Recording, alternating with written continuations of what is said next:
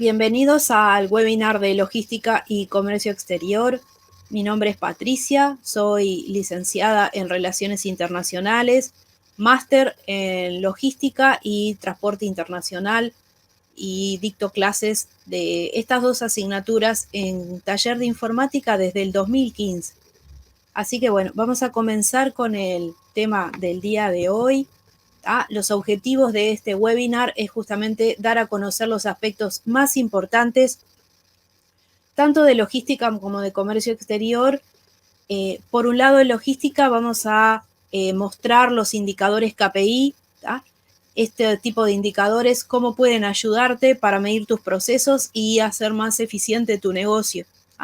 Y por otra parte, de comercio exterior, el aspecto que vamos a encarar hoy es el tema de tributos a la importación y qué necesito antes de comenzar a importar o qué debo tener en cuenta antes de comenzar a importar. Las dos cosas, que son dos preguntas que suelen ser muy recurrentes y realmente despierta bastante interés, dado la característica nuestra que somos un país esencialmente importador.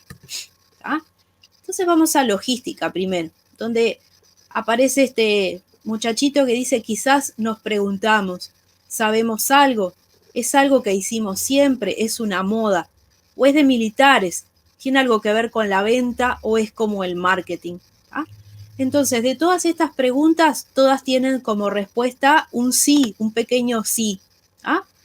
¿Sabemos algo? Sí, es cierto, sabemos algo porque hoy en día estamos muy acostumbrados a escuchar la palabra logística, verla en camiones de transporte, en institutos, incluso se menciona la logística de las vacunas, transporte, entrega de correspondencia, de paquetería. Entonces, ¿sabemos algo? Sí, uno normalmente lo asocia principalmente con el tema de entregas, de transporte, de paquetes, de almacenamiento. Sí, entonces sabemos algo.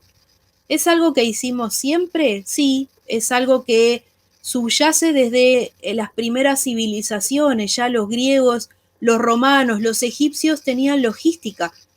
¿Por qué? Porque para trasladar sus ejércitos necesitaban todo el tema de abastecimiento para esos ejércitos, desde todo lo que fuera, desde armas, caballos, alimentación, todo ese tipo de cosas. Entonces, también está vinculada la otra respuesta. ¿Es de militares? Sí, es cierto, la logística es una disciplina estrictamente militar, y se ha desarrollado con el tiempo, o sea, pasó de la década del 70, más o menos pasó desde el ámbito académico, primero empezó a transgredirse, digamos, o a pasar algunos conceptos del área militar al área académica, y después del área académica pasa hacia la parte empresarial, más que nada con el auge del supermercadismo en la década del 70 en Estados Unidos, con la aparición de los primeros supermercados, Piggly Wiggly, que fue uno de los primeros supermercados en Estados Unidos.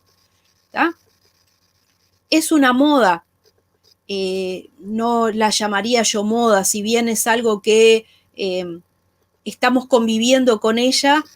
Está de moda porque sí, porque es un término que se menciona mucho más que en otra época, es cierto, pero no lo podemos tomar como una moda, sino como una necesidad. Y cada vez más las empresas están obligadas a incorporar la logística en sus procedimientos, hacerlo cada vez mejor.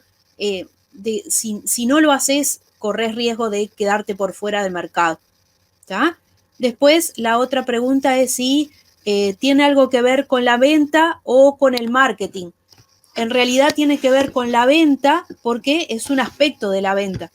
Más que nada, incluso hoy con este problema de la pandemia se ha visto más de relevancia todavía más. O sea, en otra época también uno estaba como más acostumbrado a ir a la tienda física. Hoy con el desarrollo del comercio electrónico, del comercio online, entonces ya eso está quedando un poco de lado y exigimos entrega nosotros como clientes, exigimos entrega de los productos. Y esa entrega cada vez la exigimos en forma más rápida, más ágil, ¿verdad? Y a su vez cada vez con más reducción de costos. Incluso muchas veces llegamos a exigir entregas gratuitas cuando compramos determinada cantidad o somos clientes reiterados de una misma tienda. ¿Ah? Es como el marketing, en realidad está muy vinculado al marketing, porque también en la década del 80, 90, hablábamos de un concepto que se llamaba la mezcla de marketing o marketing mix o mezcla de mercadotecnia, y dentro de esa mezcla de marketing había 4 elementos que son precio, plaza, promoción y publicidad. ¿tá? Se le llamaba mezcla porque, bueno, porque la gente de marketing lo que tenía que hacer era mover los hilos, como quien dice, para poner un producto en plaza competitivo, un producto que sea atractivo, ¿tá? Entonces, y un producto de buena calidad, ahí es referencias al producto y a su empaque, porque después se agregó la quinta P, que es la P del packing, ¿tá? Entonces, por un lado, un producto con un packing agradable, amigable a la vista, que se destacara en la góndola del supermercado. Después, otro elemento adicional es el precio, un precio también atractivo para el cliente, ¿verdad? Y que también esté en precio en competencia.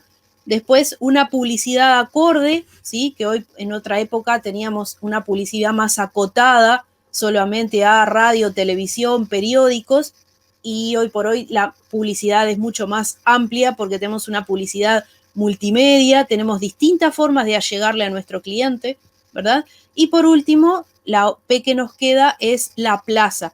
Lo que antes se llamaba plaza era justamente el mercado, el ambiente donde uno comercializa los productos. ¿tá?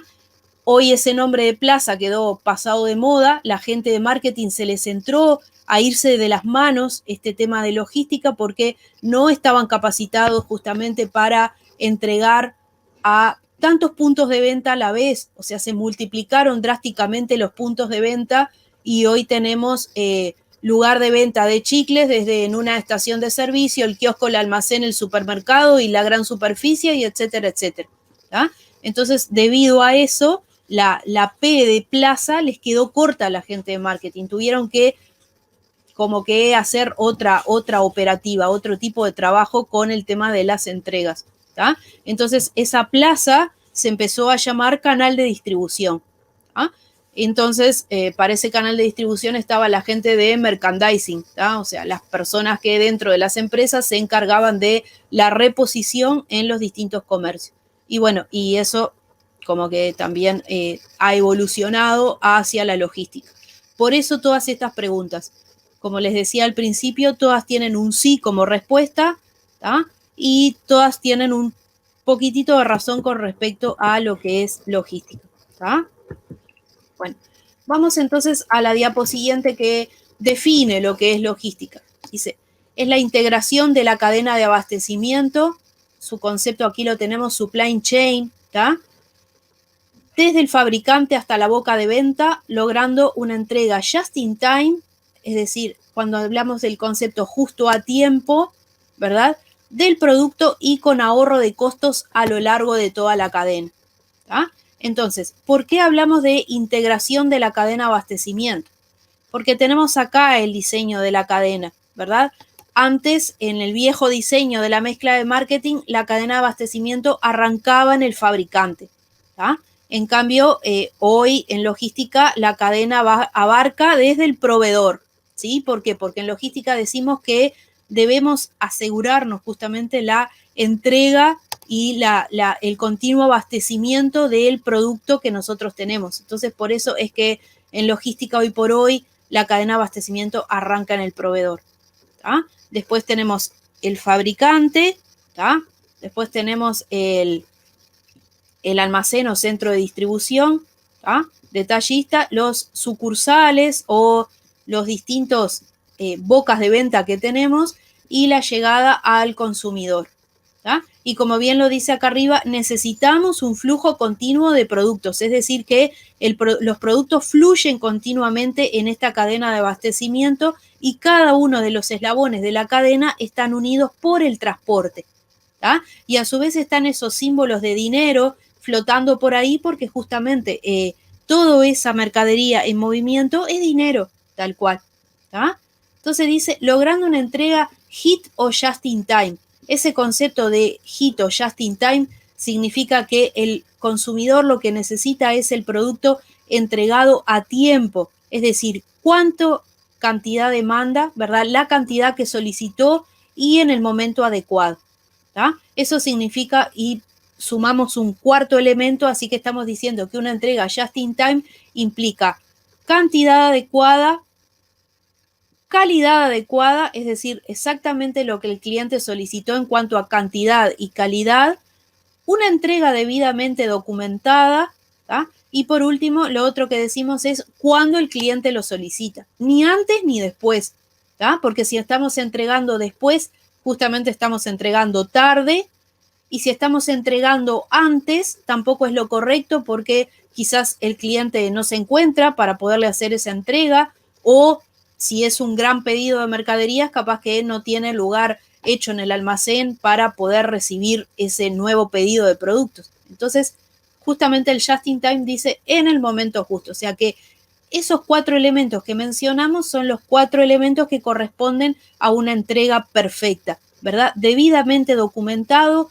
cuando el cliente lo solicita y lo que corresponde en calidad y cantidad. ¿tá? Y todavía dice con ahorro de costos a lo largo de toda la cadena, porque justamente la logística, cuando recién aparece, una de las cosas que más tiene a su como responsabilidad es esto, ¿verdad? El ahorro de recursos. O sea, no tenemos recursos infinitos. Ninguna empresa lo tiene por más grande y poderosa que sea, ¿verdad? Entonces yo no puedo estar, me olvidé de una cosa y voy y repito otra vez el mismo camino, o hago una entrega sin trazar una ruta de entregas, por ejemplo, y voy 2 veces al mismo lado, o me olvido de pasar por un lado y voy otra vez al otro día, o no, ese tipo de cosas no se pueden permitir. ¿tá? Entonces, vamos hacia un ahorro de costos, eso es lo que pretendemos. ¿tá? Tenemos acá otro diseño distinto de la cadena de abastecimiento, la cual no tiene mucha diferencia con la anterior. Lo que sí les quise mostrar con este otro dibujo es que todos los eslabones de la cadena de abastecimiento están unidos por el eslabón de transporte. ¿tá? Si bien acá está mostrado con estos dibujitos estilo caricatura, pero bueno, es importante resaltar ¿tá? la importancia que tiene el transporte para el flujo de la cadena de abastecimiento ¿tá? y la necesidad que tenemos de reducir costos. ¿tá? Es por eso que necesitamos marcarnos siempre o diseñar una ruta de entrega. ¿tá? Y por último, lo otro importante que tiene este dibujo es esta flecha en la parte inferior, que es una flecha de doble extremo, donde dice flujo preciso, rápido y eficiente de información. ¿tá? Obviamente en la cadena de abastecimiento fluye información, ¿verdad? Desde el consumidor, que puede revertir información hacia el fabricante, diciéndole, por ejemplo, que el envase es de mala calidad, que el producto le llegó vencido, o que al revés, o que el producto es muy bueno, que está súper conforme, que va a seguir comprando. Bueno, todo eso es información que revierte desde el punto de consumo hacia atrás de la cadena. ¿tá? Y por otra parte, al revés. También lo otro que revierte, también que tenemos que tener en cuenta, es lo que llamamos logística inversa. Desde el punto de consumo hacia atrás, revierte todo lo que sea envases, basura, todo aquello que el cliente desecha o desperdicia. Y también es un problema importante, y por eso está este símbolo aquí pintadito de verde, el símbolo de reciclabilidad, porque bueno, también es una fuente de negocio hoy por hoy en logística el tema de los desperdicios. ¿Qué hacer con esa basura? ¿Cómo poder reciclar, reutilizar, reducir esas grandes cantidades de basura que se generan en las grandes ciudades? ¿tá? Por último, hablando de un concepto de lo que es logística, tenemos su evolución. ¿tá? Acá tenemos desde la logística clásica, que justamente necesitamos un pedido correcto. ¿tá? Entonces, que era lo que hablábamos hace un ratito. ¿tá? Después tenemos logística y manufactura esbelta. ¿tá? Reemplazar los inventarios con información. Es decir, pasamos de esta estrategia de mercado, ¿verdad? En esta estrategia de mercado hablábamos solamente de un pedido correcto y nos quedábamos ahí. Hoy por hoy hablamos de tratar de reducir los inventarios. ¿Cómo? Con información de mercado, ¿sí? ¿Por qué? Porque si yo tengo en cuenta la demanda de mis clientes, no voy a necesitar sobreinventariarme de los distintos tipos de mercadería, ¿tá? Y por último, el concepto de gerenciar la cadena de abastecimiento, ¿tá? Y gerenciando la cadena de abastecimiento vamos a llegar a los conceptos de logística que tenemos hoy por hoy, Lean Logistics, ¿tá? O logística esbelta. Manufacturamos y producimos y fabricamos acorde a las demandas del cliente, ¿tá? Siempre teniendo en cuenta lo que el cliente demanda, lo que el cliente quiere consumir, etcétera. O sea, la principal preocupación hoy por hoy de la logística es el cliente, ¿tá? Y por otra parte tenemos esto que dice acá, doble aspecto de la logística, ¿sí? Por una parte, lo que todos conocemos o la cara visible, que es almacenamiento, transporte, distribución, entrega de pedidos o este concepto de picking. El picking es el armado de los pedidos. Más hoy por hoy, el picking se puso especialmente de moda, no solamente con los tipos de negocios como por ejemplo como Amazon, eBay, todos los negocios online que tenemos hoy por hoy, incluso hasta esto se ha multiplicado muchísimo, y picking es justamente el armado de pedidos, incluso hasta para el cliente minorista, porque antes uno entendía por armado de pedidos cuando el distribuidor o el fabricante le enviaba a las otras tiendas de retailer o las tiendas minoristas. Hoy por hoy no, hoy el picking, incluso piqueamos pedidos para llegarle al cliente final, porque el cliente entró a una tienda electrónica y compró, yo qué sé, el jabón, el desodorante, el jabón de lavar ropa, el detergente, y bueno, todo eso hay que piquear ese pedido para la entrega directa al cliente. Así que bueno, eso es la cara visible, lo que les decía hace un rato. Todas las veces que nosotros vemos en los camiones de transporte, vemos logística, distribución, almacenamiento, cadetería. Bueno, eso es lo que todos conocemos de logística. El aspecto menos conocido, su cara oculta, pero no por eso menos importante, es colaborar con todos los departamentos de la empresa para hacer que los procesos sean más eficientes y lograr ahorro de tiempo y costos. ¿Ah?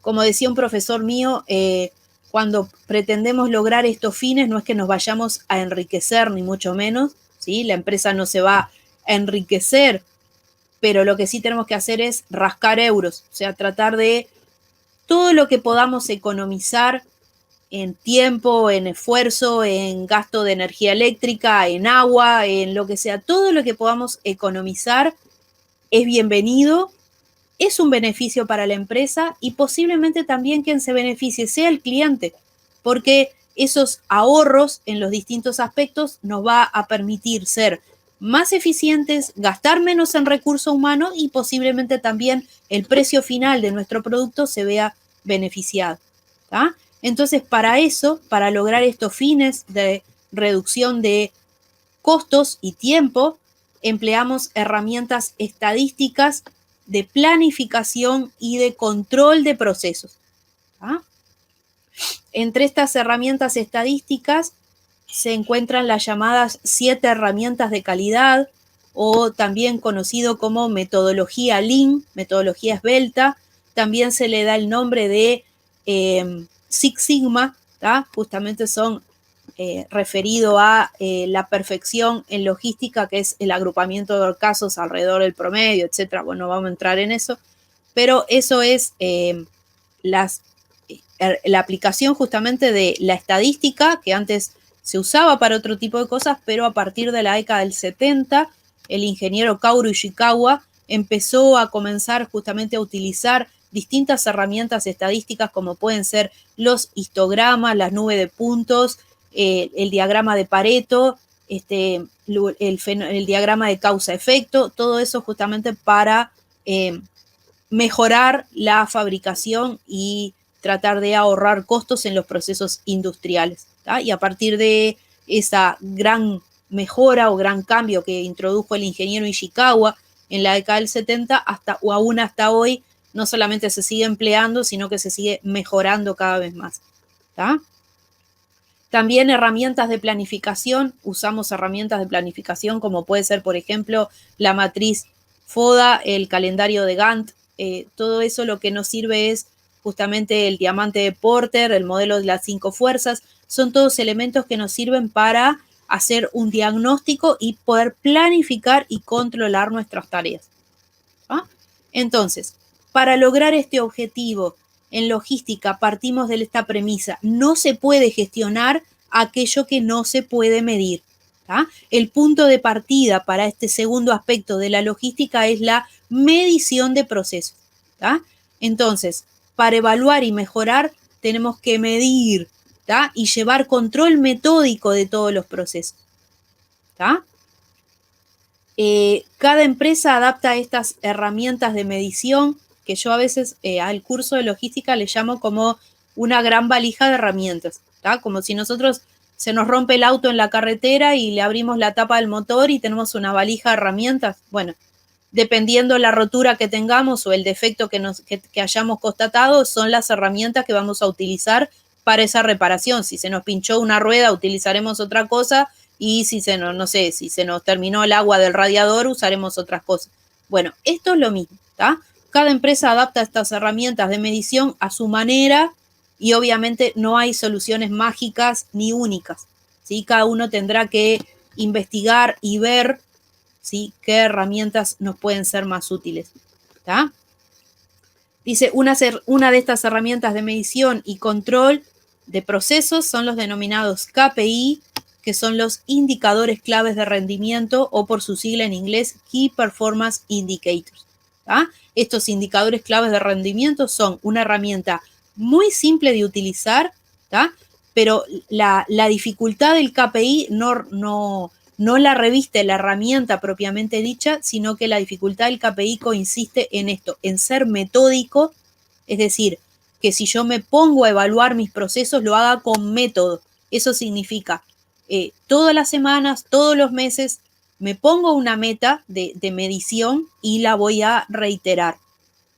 Y aquello, justamente lo otro que tengo que hacer es medir, y aquellos datos que yo pueda recolectar tienen que ser datos veraces, ¿verdad? Datos creíbles, porque si no, entonces como que no tiene mucho sentido.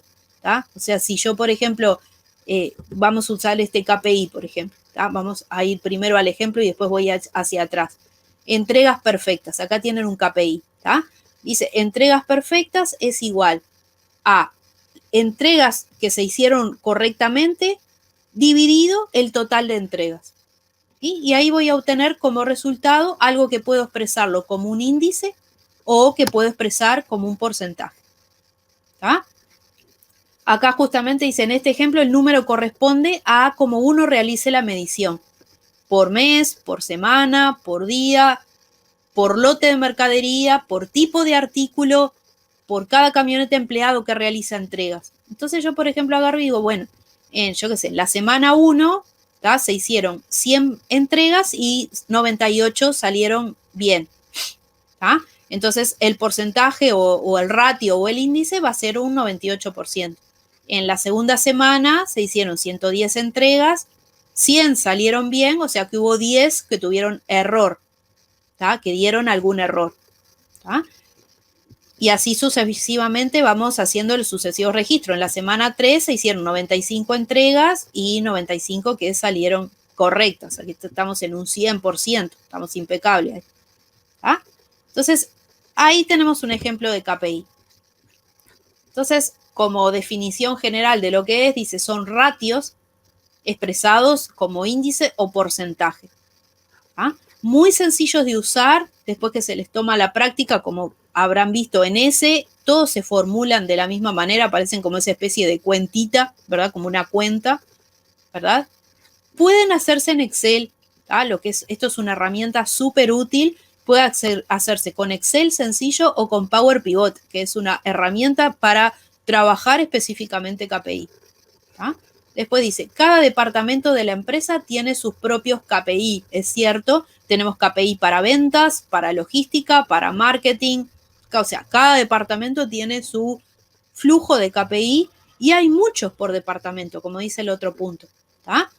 tenemos hasta, yo qué sé, hay departamentos que tienen, no sé, logística capaz que tiene, no sé, 80, 100, 120 KPI utilizables, ¿tá? Pero como bien dice acá, no tiene lógica usarlos todos, sino aquellos que me puedan ser útiles para controlar y mejorar los procedimientos. O sea, no tiene lógica. Si los aplicara todos, me pasaría el tiempo entero midiendo en lugar de trabajar, mido, entonces, y eso tampoco tiene lógica, ¿tá?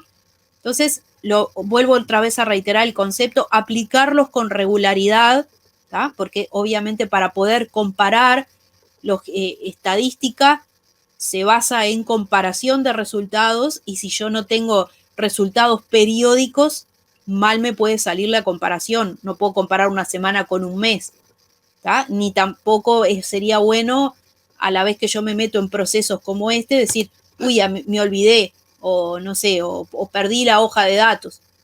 No es bueno eso, ¿tá?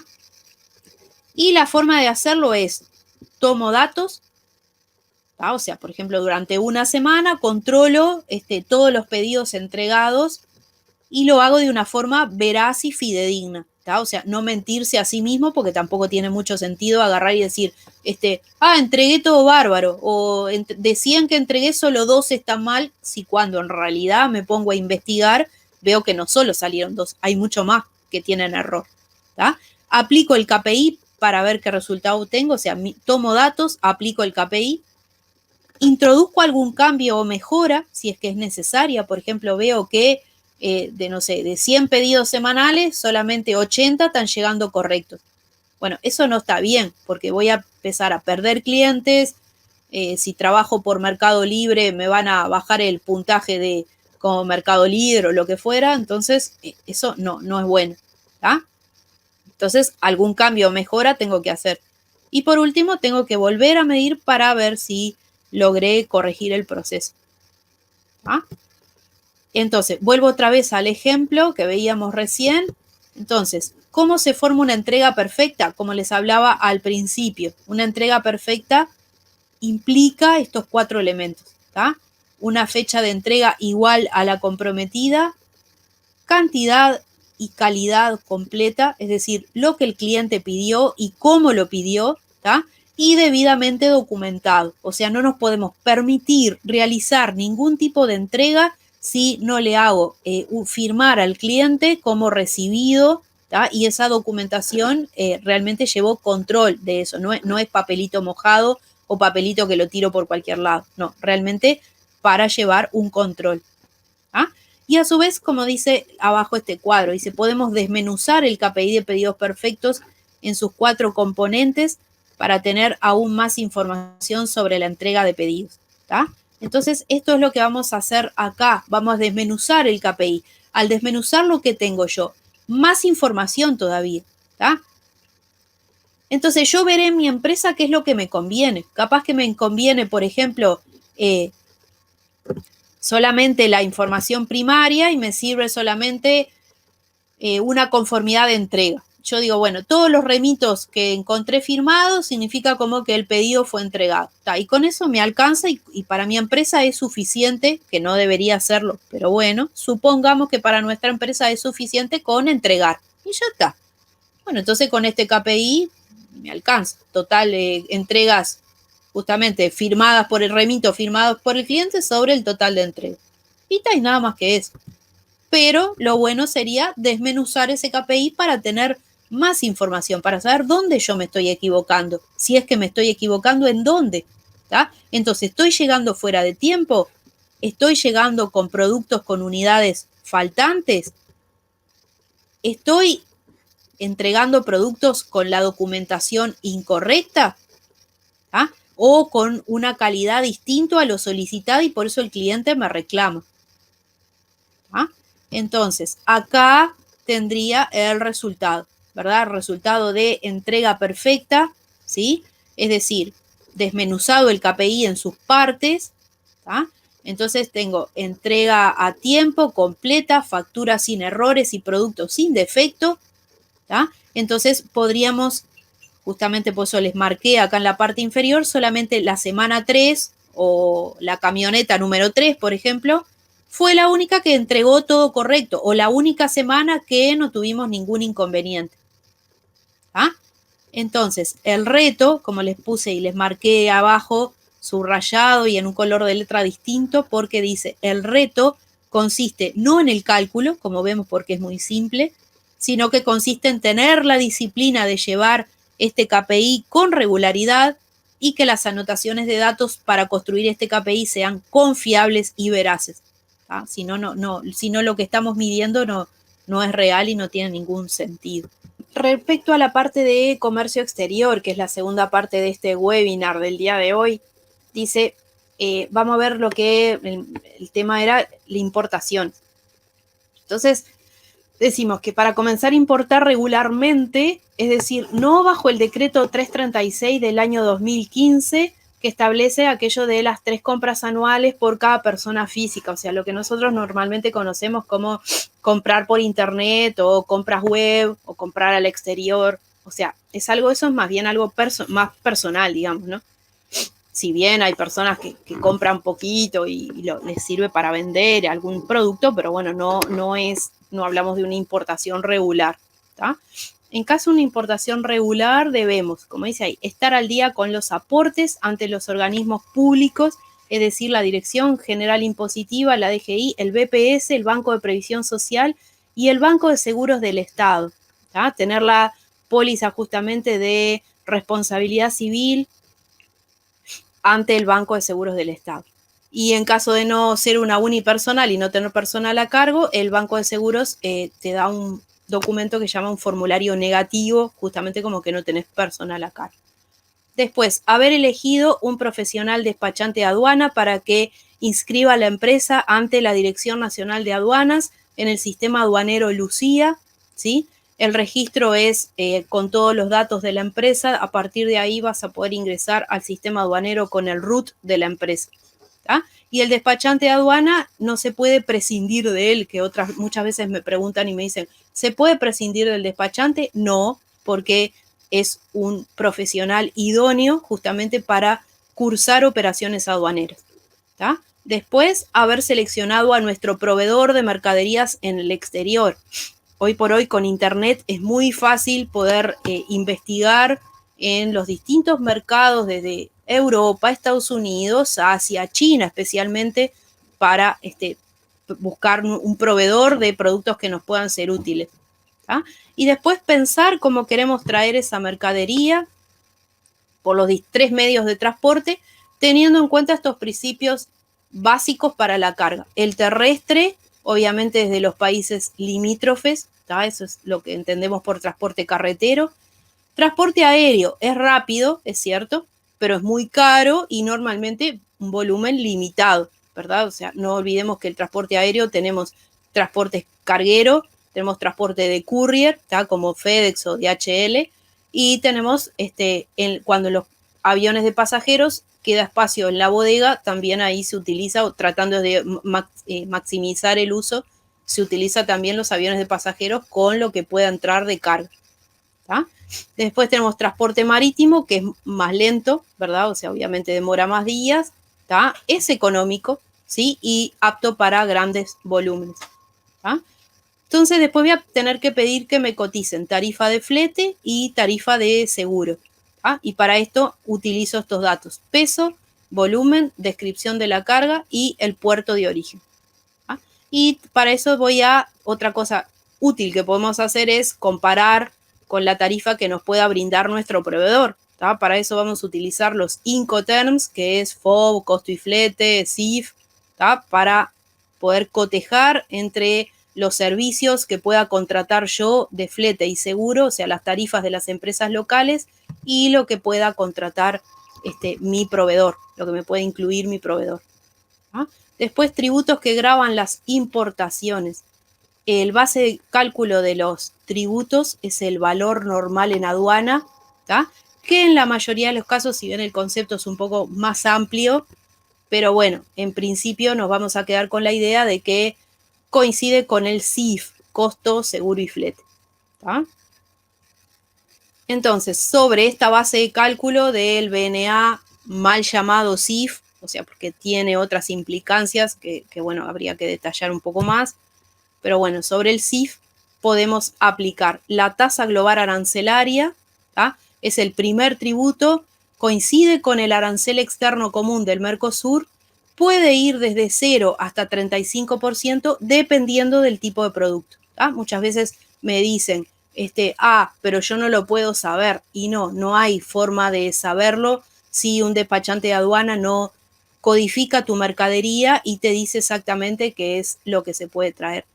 Nosotros normalmente lo que aconsejamos es no por un 35, que es un arancel un poco caro, sino que tratar de hacer un cálculo con un 20-25% de arancel. Capaz que justamente para ese producto tenemos 0 y no, sería una suerte bárbara. Pero bueno, por lo menos haciendo un costo con estos datos me va a dar una idea de cuánto dinero voy a necesitar para importar, que esa es la otra pregunta recurrente. ¿Cuánto dinero? ¿Sí? Entonces, después el otro tributo es la TSA, tasa de servicios aduaneros, el cual es un 0,2% sobre el BNA, y esta tasa está topeada con $50. O sea que si el cálculo matemático excede los $50, igualmente se van a abonar $50. ¿Ah? El 3, la tasa de servicios extraordinarios, tenemos que buscar el valor normal en aduana de nuestra mercadería objeto de importación, ¿sí? En esta tabla, y dependiendo el importe donde caiga, yo sé, por ejemplo, traigo $2.500 CIF de mercadería, bueno, entonces para eso va a pagar, por ejemplo, $48, que es lo que muestra la tabla acá. Si traigo 2.500, está en este renglón. ¿Va? Así se usa esta tablita. Después tenemos voy a saltar estos que son de DGI. Tasa consular, ¿tá? La tasa consular tiene un 3% si los productos provienen de países socios del Mercosur, que le llamamos la intrazona, y 5% si provienen de países fuera del Mercosur, ¿sí? Después tenemos los tributos de DGI, ¿tá? Que son el IVA y el IRAE, ¿tá? Los cuales tienen la misma base de cálculo, es la suma del valor normal en aduana de la mercadería más lo que les corresponde pagar de arancel externo común. Se suman esas dos, ¿tá? Y sobre la suma de esos dos se aplica la alícuota que corresponde, ¿tá? Lo mismo para el IRAE, afecta a algunos bienes terminados, no a todos, ¿sí? Y la alícuota es distinta según la NCM, que es la nomenclatura común Mercosur, que eso es la codificación arancelaria que corresponde a esa mercadería. ¿Ah? Entonces, a modo de conclusión, ¿sí? Antes de pensar en importar, debemos tener procesados y entendidos todos los pasos anteriores, ¿tá? Es decir, lean, infórmense, busquen algún profesional que los pueda asesorar, busquen cursos para hacer. No, es muy difícil trabajar a ciegas como en todas las disciplinas de la vida. Desde si yo me pongo a criar plantas tiene un proceso. Bueno, comercio exterior es lo mismo. No se manden a hacer ninguna cosa, ¿verdad? Sin haberse asesorado y estudiado. Comercio exterior tiene determinadas características de documentación de embarque, factura comercial, listas de empaque, los Incoterms. Entonces, bueno, todo eso tiene toda una química, por decirlo de alguna manera, que es necesario estudiarla y saberla antes de meterse en aventuras importadoras o exportadoras, ¿tá? Que son preciosas, son una excelente experiencia, hay posibilidades de mercado para esto, pero bueno, siempre sobre una base segura de estar correctamente informado. ¿Ah? Entonces, como bien les puse acá, debemos también contar con una cantidad de dinero suficiente para un embarque inicial, que no puede ser muy pequeño, porque si no los costos fijos, que los van a tener sí o sí, como ser el tema de tributos, honorarios del despachante, flete, importe de seguro, gastos de pago y todo eso, que lo van a tener que volcar obviamente sobre el precio final del producto. Si ustedes distribuyen esos costos sobre pocas unidades para vender, entonces el margen de ganancia se les va a ir al traste, o si no, de lo contrario, les va a resultar un producto tan caro que nadie se los va a querer comprar. ¿Ah? Y tampoco un embarque inicial demasiado grande, porque si es nuestra primera vez y estamos tanteando el mercado y no sabemos qué resultados tendremos al intentar colocarlos en plaza, tampoco es aventura, ¿no? Ni un extremo ni el otro. ¿Ah? Y otra cosa importante en nuestro país, y ya para terminar, es averiguar todos los permisos o limitaciones que puedan, que puedan existir para el producto que pretendo importar. Por ejemplo, los cosméticos, por dar un ejemplo cualquiera, necesitan permisos previos del Ministerio de Salud Pública y estar aprobado su ingreso para poder proceder a la importación. Entonces, averigüen e infórmense con el producto que ustedes quieran traer, qué requisitos o qué permisos o qué limitaciones tienen que buscar o hacer o trámites o etcétera, para que no sea cosa que tengan el embarque de la mercadería que llegó y como ustedes no tienen los permisos que correspondan, no pueden traer esa mercadería. ¿Tá? Asesórense debidamente, es el mejor consejo que les puedo dar. Bueno, vamos a responder ahora las preguntas que nos han llegado, que dice, nos llegaron muchas, pero bueno, voy a seleccionar las que están más acá a mano.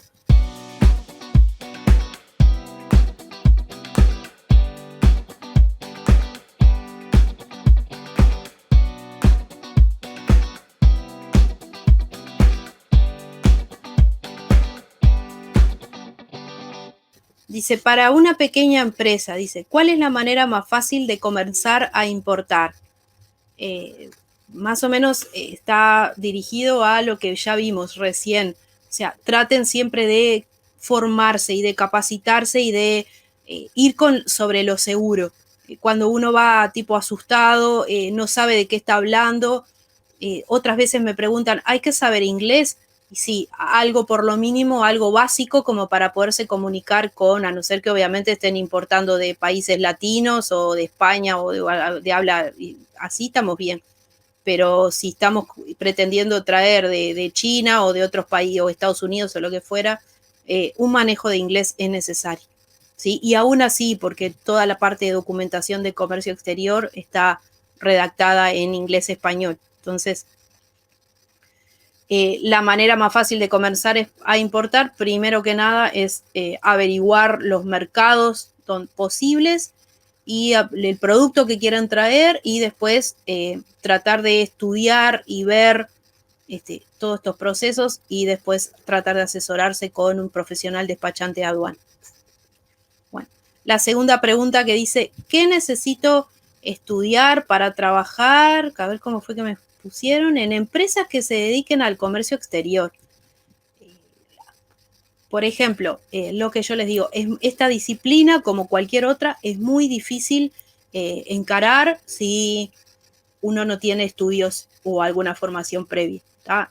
Por lo mínimo un curso, ¿tá? Un curso sencillo de una carga horaria X, pero que les permita a ustedes hablar con propiedad cuando hablamos de toda la parte de documentos de comercio exterior, factura pro forma, factura comercial, los Incoterms, las distintas modalidades de transporte, el conocimiento de embarque marítimo, aéreo, terrestre, qué modalidad de transporte elegir, el tema del seguro, quién debe suscribir el seguro, que es mejor que lo haga el exportador y venga con un seguro incluido o lo hagamos nosotros. Entonces, bueno, para trabajar en empresas que se dedican al comercio exterior, tenemos que tener formación. Si no, muchas veces hay personas que son administrativas y te ponen a hacer trabajos de comercio exterior y realmente es un dolor de cabeza porque no se puede trabajar cuando uno tiene dudas y miedo y no sabe lo que va a hacer. Mi consejo es fórmense antes de empezar en comercio exterior. Incluso hasta si tenés una unipersonal, misma cosa. O sea, si es tu propia empresa, lo mismo. Evita pérdidas de dinero, porque el desconocimiento en estos casos lleva a pérdidas de dinero. Hay productos que no puedo importar, me pregunta acá otra persona, dice, ¿existe una lista de productos prohibidos? No hay productos prohibidos, pero sí con algunas restricciones, como por ejemplo lo que se llaman las mercaderías IMO o sustancias peligrosas, requieren de todo un manejo especial, preavisos para el transportista, para las aduanas, etcétera. no es que no se pueda, sino que hay que hacerlo con determinadas precauciones. Y lo otro que existe también son organismos reguladores dentro de nuestro Estado y bueno, imponen en algunos casos prohibiciones o limitaciones. Más que prohibiciones, perdón, le dije más, controles, esa es la palabra justa, controles. Por ejemplo, si voy a importar, no sé, productos de vigilancia, como cámaras o ese tipo de equipos, tenemos una división como dentro del Ministerio del Interior que regula esto. Si voy a traer, no sé, armas o pólvora, lo mismo, es el Ministerio de Defensa quien se ocupa de control de este tipo de mercaderías, porque si no hubiera este tipo de controles, imagínense que sería como un colador gigante. Entonces nos meterían cualquier cosa y eso no. Entonces por eso existen estos organismos estatales de contralor.